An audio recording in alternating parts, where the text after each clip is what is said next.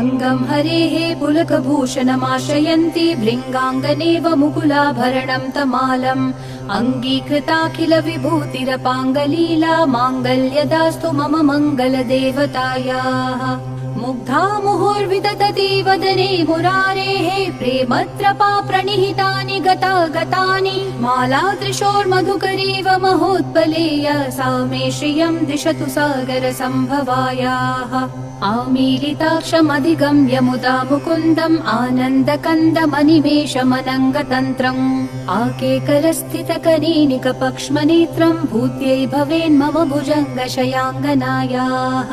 बाह्वन्तरे मधुजितश्रितकौस्तुभेय हारावलीव हरनीलमयी विभाति कामप्रदा भगवतोऽपि कटाक्षमाला कल्याणमावहतु मे कमलालयायाः।